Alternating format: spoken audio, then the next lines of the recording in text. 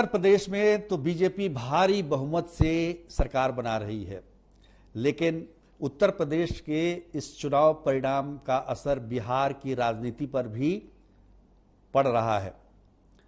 और जिस तरीके से बीजेपी के, खासतौर पर बिहार बीजेपी के हौसले बुलंद हैं, खासतौर पर उत्तर प्रदेश का जो चुनाव परिणाम आया है उसको देखते हुए, तो ऐसे में उसके सहयोगी दल जनता दल यूनाइटेड पर इसका असर पड़ना भी तय है। आपको पता ही है कि जनता दल यूनाइटेड भी उत्तर प्रदेश के चुनावी मैदान में अपनी जोर आजमाइश कर रही थी, लेकिन कोई कामयाबी नहीं मिली। नमस्कार, बिहार तक में आपका स्वागत है। तो उत्तर प्रदेश के चुनाव परिणाम आ चुके हैं। बीजेपी को भारी बहुमत मिला है। 37 वर्षों के बाद कोई मुख्यमंत्री लगातार 2 टर्म पूरा करेगा उत्तर प्रदेश में। योगी आदित्यनाथ वो मुख्यमंत्री हैं और इस बात को लेकर बीजेपी के देश भर के कार्यकर्ता काफी उत्साहित है और खासतौर पर बिहार के जो बीजेपी के नेता और कार्यकर्ता हैं वो बेहद उत्साहित हैं। और इतना ज्यादा उत्साहित हैं कि कहीं बिहार में, क्योंकि बिहार में गठबंधन की सरकार है, यहाँ एनडीए है, यहाँ बीजेपी के साथ साथ जनता दल यूनाइटेड, हम और वीआईपी, हम ने तो उत्तर प्रदेश में अपना हाथ नहीं आजमाया, लेकिन बीजेपी के अलावे जनता दल यूनाइटेड और वीआईपी पार्टी ने अपने अपने उम्मीदवार बिहार में गठबंधन में रहने के बावजूद उत्तर प्रदेश में उतारा था और दोनों पार्टियों को मुंह की खानी पड़ी। यह कहा जाता है कि गठबंधन केवल बिहार तक ही सीमित था, उत्तर प्रदेश में यह गठबंधन नहीं था, लेकिन मन में कहीं ना कहीं एक खटास रहती है और उसका असर भी राजनीति पर पड़ता है। और जिस तरीके से बीजेपी के विधायकों के हौसले बुलंद हुए हैं, खासतौर पर जब विधानसभा का सत्र चल रहा हो बिहार में और विधानसभा में जिस तरह से जय श्री राम और हर हर महादेव की गूंज सुनाई दे रही है, तो निश्चित तौर पर वो कहीं ना कहीं जेडीयू यानी जनता दल यूनाइटेड के नेता को के कान में सुनने में अच्छा ना लगे। आपको पता ही है कि बिहार की जो सरकार चल रही है नीतीश कुमार के नेतृत्व में, वो उसका बहुमत का आंकड़ा काफी कम है और उसमें 4 पार्टियां हैं। बीजेपी सबसे बड़ी पार्टी है और उससे काफी कम सीट होने के बावजूद नीतीश कुमार को मुख्यमंत्री बनाया गया है। तो ये कहा जाता है कि नीतीश कुमार पर इसको लेकर एक मानसिक और हम कह सकते हैं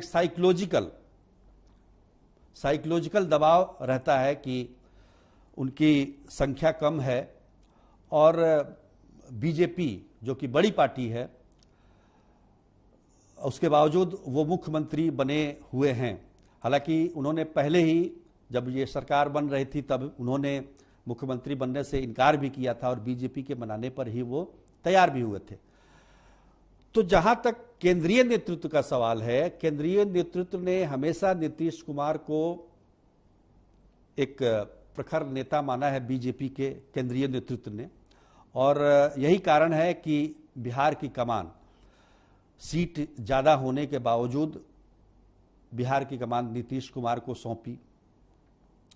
लेकिन जो विधायक हैं, जो बीजेपी के विधायक हैं, जो उत्साहित हो जाते हैं,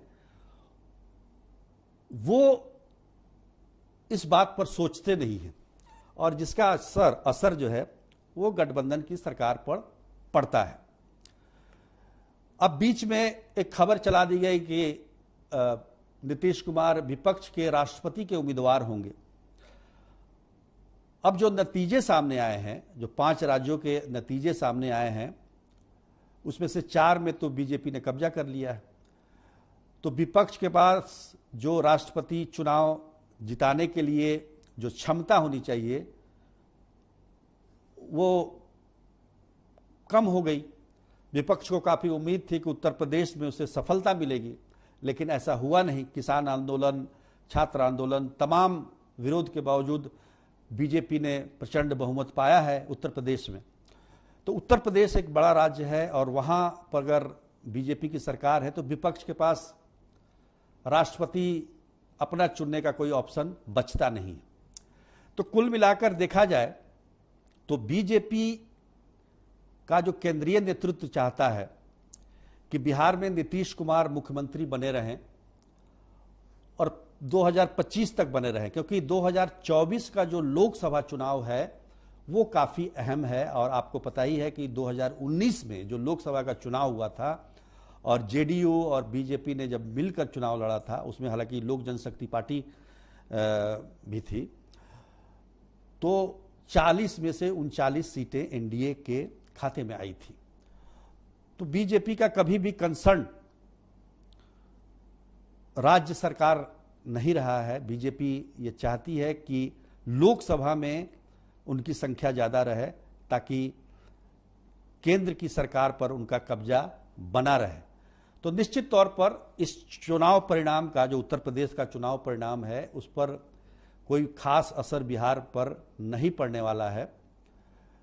बीजेपी नेतृत्व यही चाहता रहेगा कि नीतीश कुमार ही बिहार के मुख्यमंत्री बने रहें, लेकिन जो बीजेपी के विधायक हैं, नेता हैं, कार्यकर्ता हैं, उनको इस बात को समझनी होगी।